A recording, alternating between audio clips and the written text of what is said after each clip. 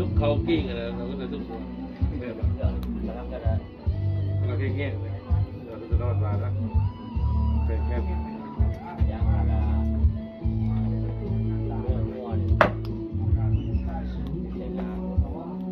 พิ่งรู้สึกอย่างนี้นั่นเดียวเฮียตัวเฮียกันแล้วตลอดเดี๋ยวนั่นก็เจ๊มือเดียวผู้ตายนี่ก็มีมือเดียวเห็นไหม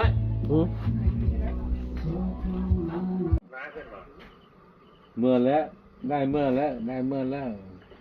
เพิ่นยังโอ้ชาวฮานากดก้าวมาเพิ่นโอ้ก็บ่ประกาศกันนะว่ามันลงไปสุดแรกสุด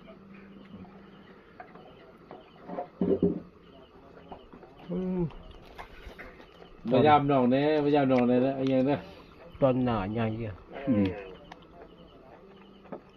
โอ้ไม่คนแล้วมันนี่ฟ้าเลยมันนี่ฮะก็มันเล่นน้องเตียงน้องฟ้อยจะไปน้องศิลาเลยก็หมายมากดจับไปนะจะเกี่ยมทายเลยเมื่อไหร่เมื่อเจ้าทึกกุ้งทึกฟ้าได้เนี่ยได้ครับนี่ก็ร้อยแล้ว90 ปลายแล้วชีวิตแล้ว3 วันกูเท่าแล้วปีละ200ป่ายแล้วปีละ200อยู่แล้ว200 บาท200อยู่แล้วปี200เรื่อยอยู่แล้วผมหน้าบ้าน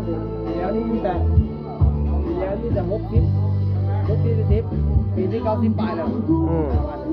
พอมีเอาเก็บเงินสามารถ